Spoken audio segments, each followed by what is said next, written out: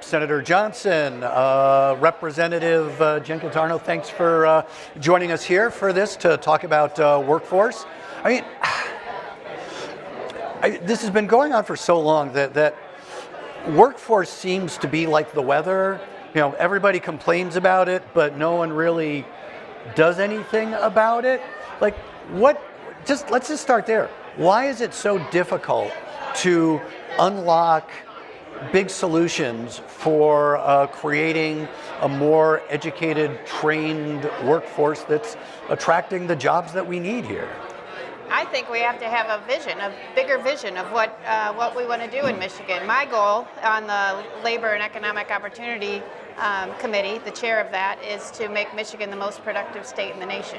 And so we need to have a big vision like that in order to be able to work towards that, and then every other thing will line up into place. So we need training for our workers. We need kids that are educated and ready to go into the workforce. We need jobs that are available. We need small business support so that they're there and able to help.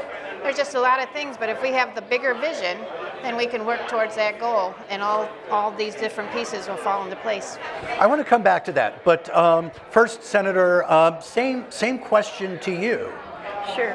I think what's most important is it all starts kindergarten through 12th grade. And as you know, Michigan has sunk 12 places in the last 7 years nationally. There's no excuse for it.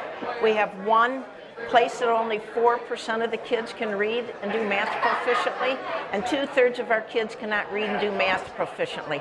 You have to start there. And really, you subject these kids to a life of mediocrity, and also a lot of them get involved in crime because they can't read a contract, they can't do the math, and if you can't read, you really have a stunted life. So we need to start there. And I served on education in the House, serving on it now in the Senate, because I think it's the most important thing we can do in our state. Okay, and you're speaking to a generational problem. That what's you're talking about doing right now are things that are going to bear fruit 20 years from now. So, well, I mean, we're 45th nationally, and we've never been that low. And matter of fact, under Governor Engler, we were doing far, far better. Even it's been 7 years of deterioration. And yes, we've never been in the very top tier, but we've never been this low. Well, and let's talk about that for a moment, because sure, it's been 8 years of Democrats in control of the executive branch, but it's been blended control of the legislature. We have Republicans in control of the House. That there's a seat at the table here. That we have had divided legislatures before. We've had unified Republican control of the legislature before, and we're still not getting there. And certainly, you could make the case that it's because we can't come to a communal agreement on the direction that we ought to take. Well, I mean, we were 16th when I served in the House when Governor Engler was in charge. 16th isn't perfect, but it sure is better than 45th. And so we have dropped considerably. And I do think it's because some of the laws that we've made and some of the things that we've done. And when you take away looking at how a teacher's done, how much they brought a child up, that's taken away. When you look at grading schools, that's been taken away. We have systematically taken away some of the checks and balances. I was recently at a school in Romeo, and they have a reading program there called the Science of Reading, and they actually have far more testing than what we're doing now. And those kids, it's just great to watch how they've progressed in reading. And I think that's the single most important thing that we can do, is make sure every child gets a good education. And there's nothing more important than reading. And, you have to be able to do some basic math, too. Mm-hmm. I remember, it was many years ago, talking to someone who does a lot in the workforce space. And he said one of the problems with getting people into career training is that they're just, as a state culture, we're not used to the idea that you need to leave high school, go and get trained in something to get a job, as opposed to just graduating from high school and being able to get a job. And what he said was, and you know, it's like eating your broccoli. We've just never been able to figure out how to pour the cheese on the broccoli and get people to you know, eat what's good for them. How do we, like, I guess, where do you see people doing this right? What states are doing this right, and what can we learn from that?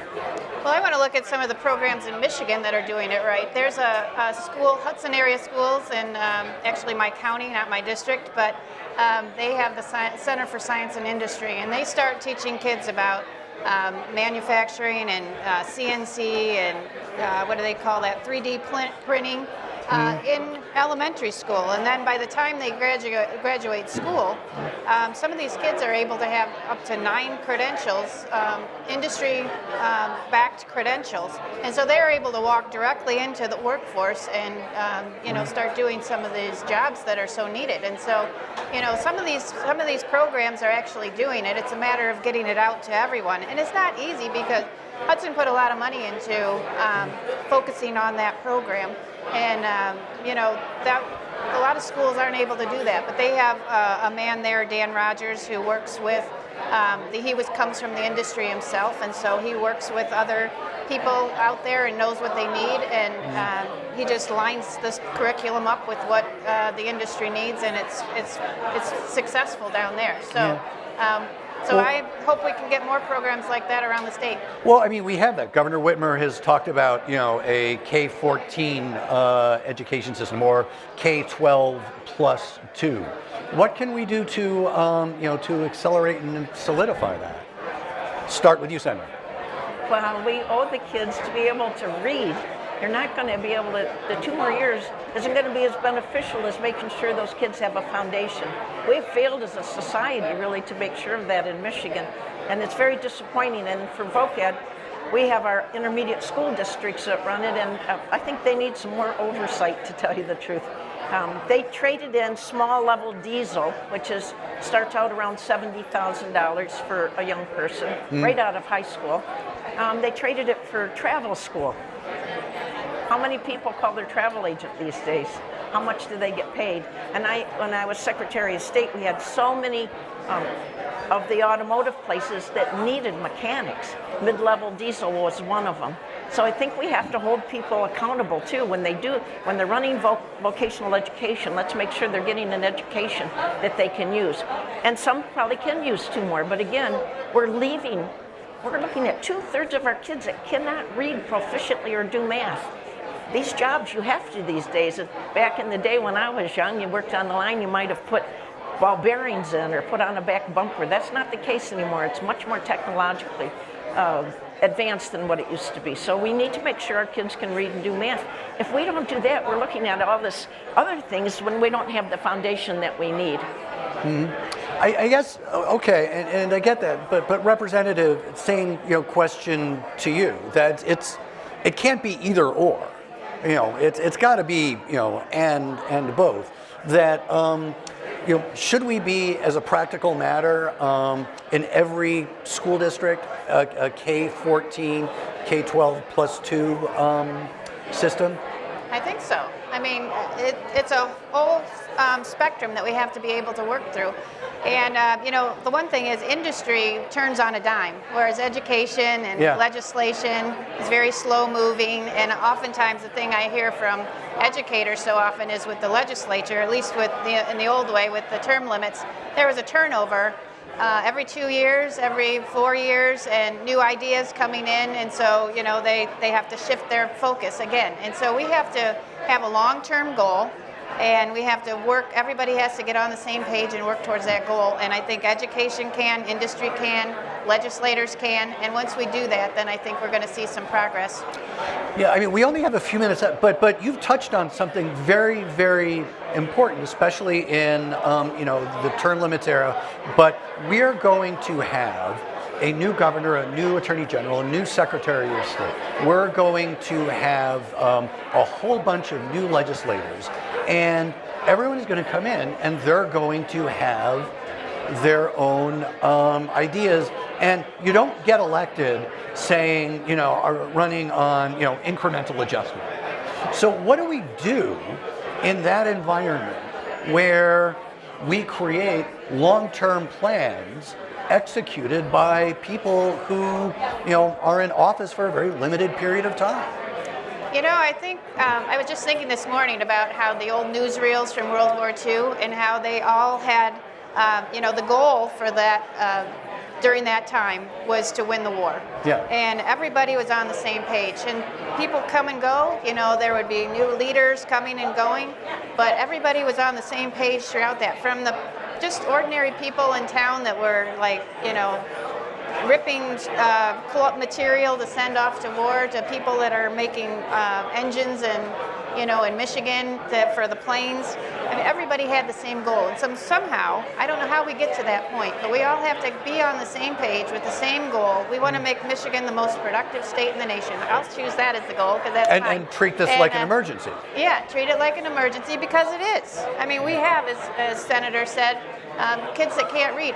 It's fearful to me to think about what we're going to do in that generation when they can't read, they can't do math. How are they going to take over the engine of industry, and how are they going to take over, running our nation and our state when they can't do basic skills? So, we really do need, it is an emergency, and we really need to get on the same page and work together.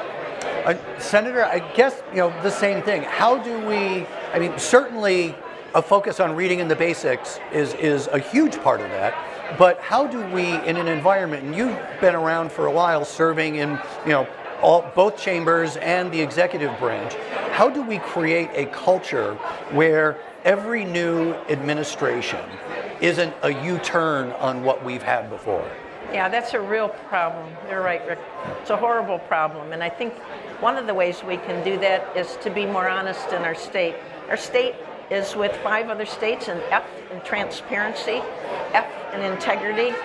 And when we have more integrity in our state, you'll find that has changed.